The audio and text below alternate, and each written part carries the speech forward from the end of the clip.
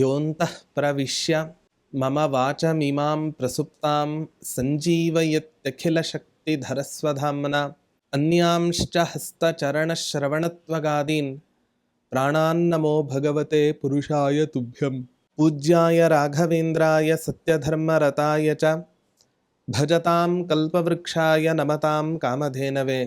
ಧ್ರುವಾದಿಧ್ವಾಂತರವಯೇ ವೈಷ್ಣವೇಂದೀವರೇಂದವೇ ಶ್ರೀರಾಘವೇಂದ್ರ ಗುರವೇ ನಮೋ ಅತ್ಯಂತದಯಾಲವೇ. ತಪಸ್ವಾಧ್ಯಾಯ ಶುಶ್ರೂಷಾ ಕೃಷ್ಣಪೂಜಾರತಂ ಮುನಿಂ ವಿಶ್ವೇಶಮಿಷ್ಟದಂ ವಂದೇ ಪರಿವ್ರಾಟ್ ಚಕ್ರವರ್ತಿನಂ. ಶ್ರೀ ಗುರುಭ್ಯೋ ನಮಃ. ಹರಿ ಓಂ.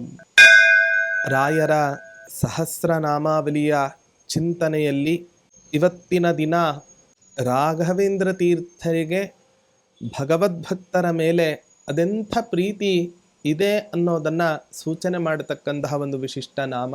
ಓಂ ಭವ್ಯದಾಪ್ತ್ರೇ ನಮಃ ಓಂ ಅಂತ ಸ್ತೋತ್ರವನ್ನು ಮಾಡ್ತಾ ಇದ್ದಾರೆ. ಭವ್ಯ ಅನ್ನೋ ಶಬ್ದದ ಅರ್ಥ ಮಂಗಲ ಅಂತ ಅರ್ಥ. ಜೀವನದಲ್ಲಿ ಯಾರು ತಾನೇ ನನಗೆ ಒಳ್ಳೆಯದಾಗಲಿ, ನನಗೆ ಮಂಗಲ ಆಗಲಿ ಅಂತ ಯಾರು ತಾನೇ ಅಪೇಕ್ಷೆಯನ್ನು ಪಡಲ್ಲ. ಹಾಗಾಗಿ ನಮಗೆ ಒಳ್ಳೆಯದಾಗಬೇಕು, ನಮಗೆ ಮಂಗಲ ಉಂಟಾಗಬೇಕು ಅಂತ ಹೇಳಿದರೆ ನಾವು ಗುರುಗಳ ಪಾದವನ್ನು ಆಶ್ರಯಿಸಬೇಕು.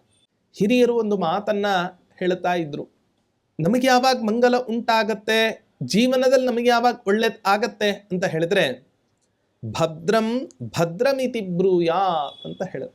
ಸದಾ ಕಾಲ ಯಾರು ಏನೇ ಬಂದು ಕೇಳಿದರೂ ಕೂಡ ಒಳ್ಳೇದಾಗಲಿ ಅಂತ ಸದಾ ಕಾಲ ನಾವು ಹೇಳ್ತಾ ಇರಬೇಕಂತ. ಅಸ್ತು ದೇವತೆಗಳು, ಸಾಕ್ಷಿ ದೇವತೆಗಳೆಲ್ಲರೂ ಕೂಡ ಅದೇ ರೀತಿಯಾಗಿ ಆಶೀರ್ವಾದವನ್ನು ಮಾಡಿದಾಗ ನಾವು ಇನ್ನೊಬ್ಬರಿಗೆ ಒಳಿತನ್ನು ಅಪೇಕ್ಷೆ ಪಟ್ಟಾಗ, ಇನ್ನೊಬ್ಬರಿಗೆ ಒಳ್ಳೇದಾಗಲಿ ಮಂಗಲ ಉಂಟಾಗಲಿ ಅಂತ ಅಪೇಕ್ಷೆಯನ್ನು ಪಟ್ಟರೆ ನಿಶ್ಚಯವಾಗಿಯೂ ಕೂಡ ನಮ್ಮ ಬಗ್ಗೆ ಇನ್ನೊಬ್ಬರು ಒಳ್ಳೆಯದನ್ನು ಅಪೇಕ್ಷೆ ಪಟ್ಟೇ ಪಡ್ತಾರೆ ಅನ್ನುವಂತಹದ್ದು ಕೂಡ ಅಷ್ಟೇ ಸತ್ಯ. ಹಾಗಾಗಿ ನಮ್ಮ ಜೀವನದಲ್ಲಿ ಏನಾದರೂ ಒಳ್ಳೆಯದು ಉಂಟಾಗಬೇಕು ಅಂತ, ಮಂಗಲಮಯವಾದಂತಹ ಜೀವನ ನಮ್ಮದಾಗಬೇಕು ಅಂತ ಹೇಳಿದರೆ ಅಂತಹ ಗುರುಗಳಾದಂತಹ ರಾಘವೇಂದ್ರ ತೀರ್ಥರನ್ನು ನಾವು ಭಕ್ತಿಯಿಂದ ನಮಸ್ಕಾರವನ್ನು ಮಾಡಬೇಕು. ಅಂತಹ ರಾಯರಿಗೆ ನಾನು ನಮಸ್ಕಾರವನ್ನು ಮಾಡ್ತಾ ಇದ್ದೇನೆ ಅಂತ ಹೇಳ್ತಾ ಇದ್ದಾರೆ.